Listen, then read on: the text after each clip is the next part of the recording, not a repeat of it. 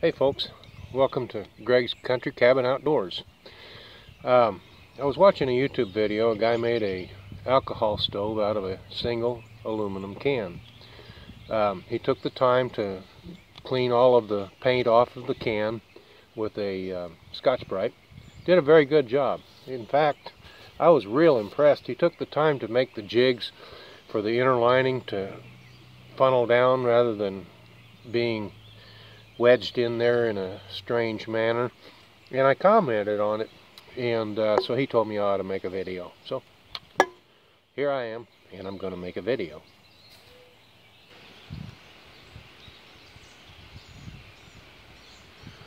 Okay, so the first thing I need to do is probably apologize for the quality of this video. I'm using my cell phone because the camera that I bought isn't worth squat.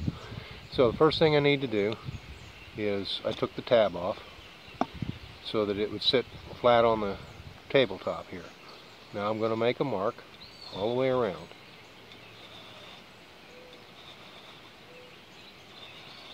Okay,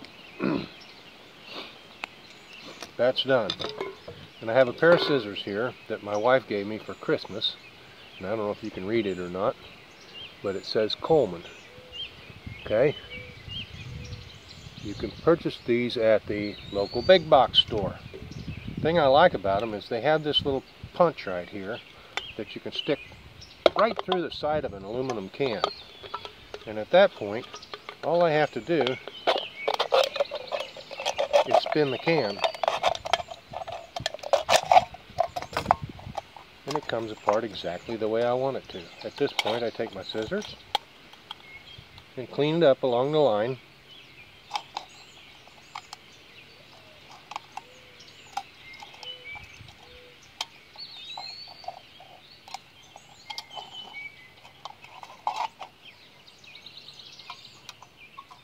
Now, I don't know how many people actually buy scissors for the purpose of cutting aluminum, but that's pretty much all I've ever done with these scissors is cut aluminum. I've made a bunch of these alcohol stoves out of these cans because I tend to be obsessive, so you know, I got to make the best of everything, right? And I got to keep trying until I get it exactly right. At this point, I need to come around and score this lid to take the top out of the can. Now, if you notice, there's an outer lip here, and then there's the inner groove. And I'm cutting in the inner groove, not on the outer lip, because that outer lip will provide the sleeve for the inner liner to come up into. You'll see in just a little bit.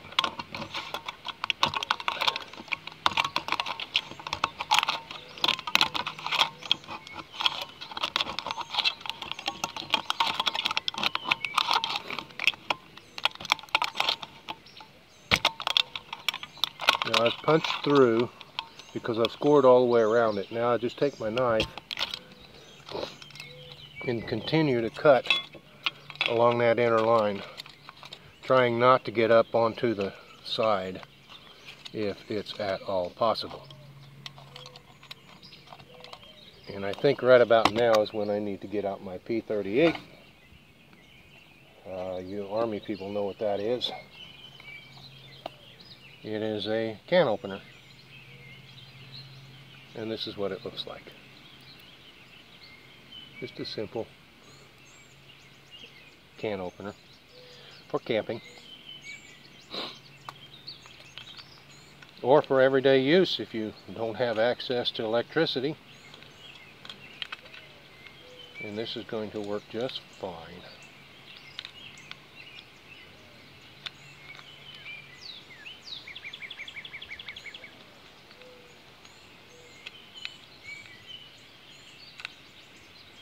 And the reason it's working so well is because I'm not taking that upper lip off, and at the same time I'm rolling it under so that it will tighten up nicely when I put the inner sleeve in.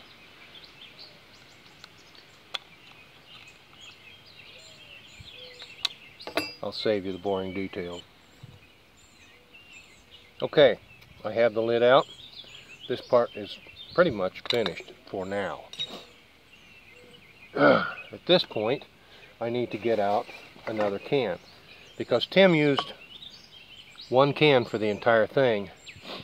He had an issue with the bottom of the can not doing what he wanted it to, and that is lining up perfectly with the top on the inside. So the sleeve has to be tapered in at the bottom to accommodate fitting into this groove, and out at the top to accommodate staying inside that groove. As you can see, this can fits together so that you can stack them. And I found that the 16-ounce bottle is the same diameter on the inside. So I'm going to mark that and cut it.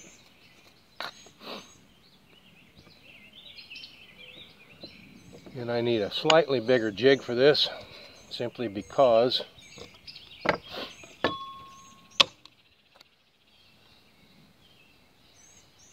actually I need a smaller jig, because what I'm doing is I'm lining the top edge here up with where the rim of the can starts. So what I'm going to do here is determine where that's going to be, which is about this second 9 right here. I don't know if you can see that or not, but that's where I'm going to mark it. So I've already got it too high. Come down, and at that point I just hold it in place, spin my can,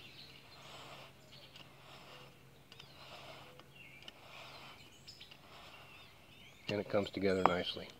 Okay? Again, with the Coleman scissors, I will poke a hole and just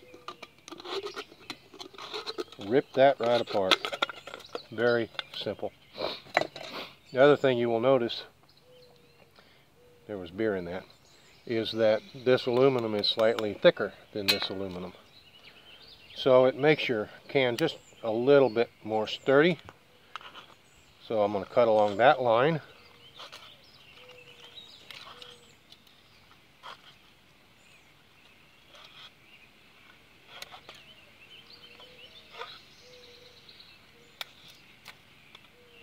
And get that cleaned up rather nicely. Okay, now the other thing you will find as you are doing this is these two cans are the same diameter. So you're not going to just slide these two together. It ain't going to work. What you've got to do is press the bottom of the can into the upper portion, which will stretch the aluminum of the upper portion, which, by the way, as I've already pointed out, is slightly thinner than the bottom portion. So we'll get that all stretched out. Do that several times, and that helps to stretch it properly. Now, at this point, I'm ready to make the inner lining. And this is where I'm going to use the big can again. What I have here is a Budweiser platinum aluminum bottle that I cut, and this is my gauge for the inner lining height. So I wrap that around here, and I stay down just slightly because I'm going to use this top here for another style of beer can alcohol burner. So what I have to do is line that up the way I want it. Okay, then I will take my magical marking pen and go all the way around. Now, as you can see, there's a gap, which isn't a big deal. I can just slide this around and bring it together, and there we have it. Okay, but I've already marked the bottom edge. Now I want to mark the top edge, and the reason I'm turning this can jig over is because one edge is smooth and the other isn't. So, make this mark again around the top.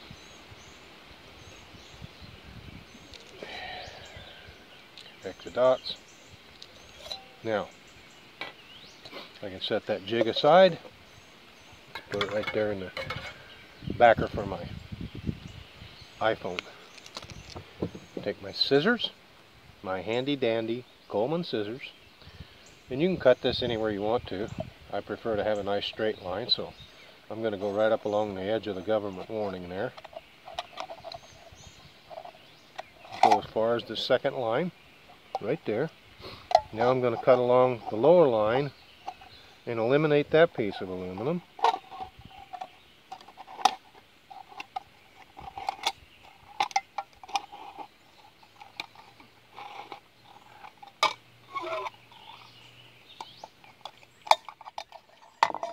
That's trash. This is already opened up, so I'm going to come up here, and you can angle this to keep from tearing the next piece of aluminum, because you will eventually use that piece of aluminum, but that angle isn't going to show because it's going to be inside your stove.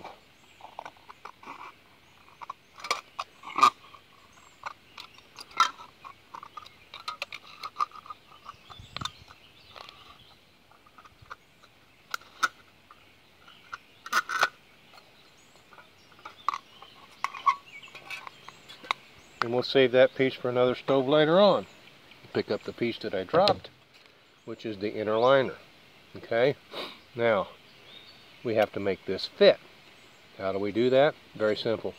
Overlap it slightly, slide it over, fit it down inside that groove. Fit it down inside that groove, okay? And where it comes together, where they lap, take our magical marking pen once again, and I'm going to make a mark across both pieces of aluminum. Okay, at that point I can come down this side with a mark, and I can come down the inside with a mark at the same spot. Now, what I'm going to do, I want to be able to slide this together, okay? So the way to do that is I've got to line up my scissors with the mark that I made inside the can. And I'm going to cut up just over halfway, okay? And then over here, I'll do the same thing, but on the opposite side of the can, the ring. Okay, now we have a sleeve, and to keep this sleeve tight, we simply take the two parts, slide them together, and it holds very nicely. That fits perfectly inside of there, and it fits perfectly inside the lid. Okay, now there's one other thing that has to be done. When you pour alcohol into an alcohol stove, it has to be able to seep in between the two walls. This is your inner wall, this is your outer wall. So when you pour it directly into the top, into this top, it sits in the middle of the can.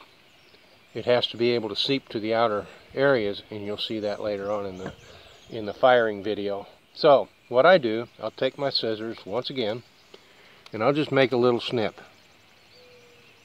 just like that. Okay, and I'll do that 3 times.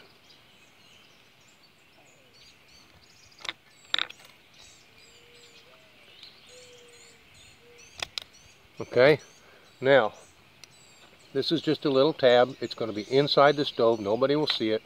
I'm going to go ahead and fold that down. Fold this one over. Fold this one over.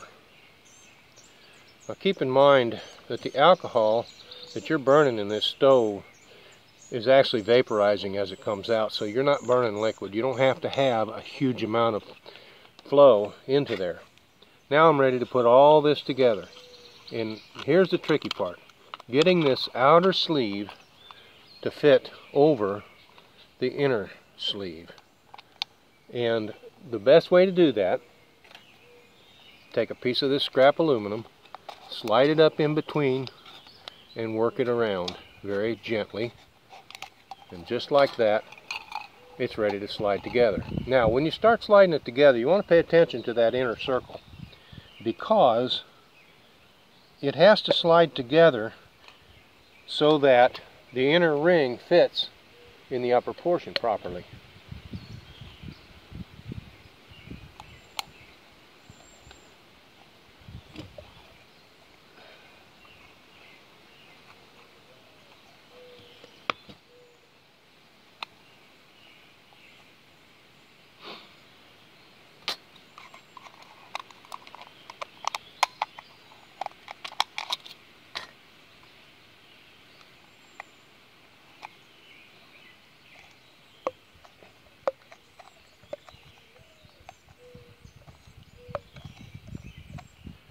Now, that alcohol stove, believe it or not, is nearly ready.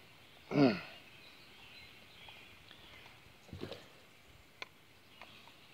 a little issue here that I've got to take care of, which, no big deal, we can do that.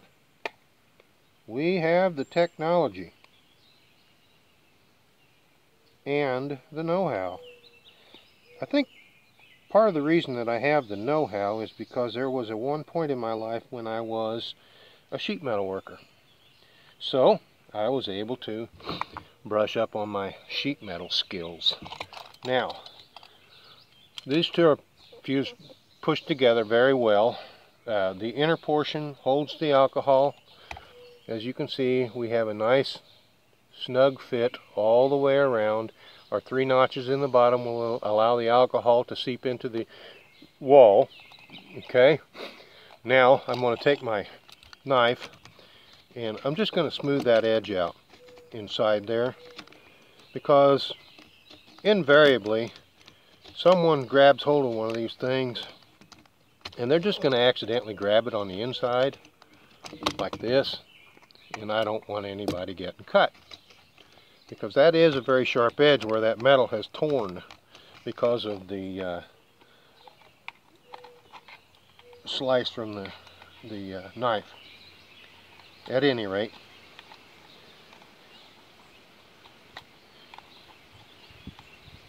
this is all folded down now. Okay, now we have to put our burner jets in. Tim Can the Jig Man showed how to make one of these. It's really very simple. You take a piece of paper, wrap it around your can, tape it, and then slide it back off and fold it in half. Very snug, very straight. Make a mark on each edge. Okay, pull those together, line them up, and make another mark on each edge. Now you have 4 marks. Okay, you line up the 2 opposites and make 2 more marks. At that point you're ready to switch.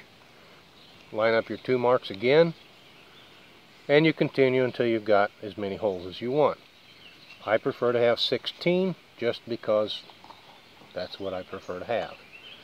Now, Tim Can uses a little different process than I do, because he uses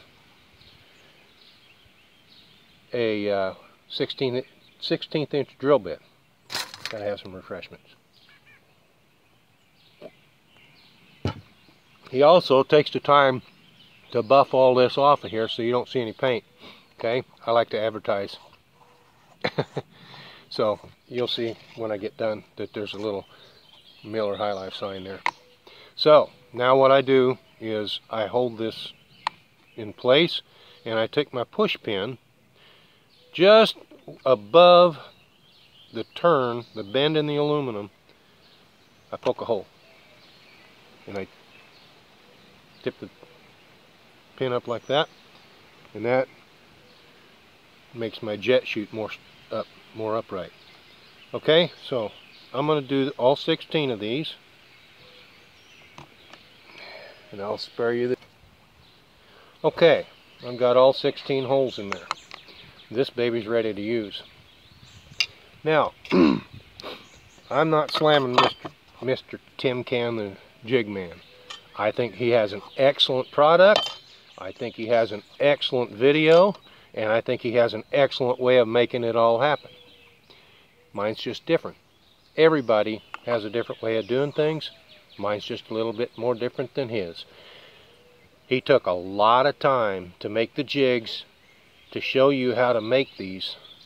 And he even has videos on tutorials on how to make those jigs.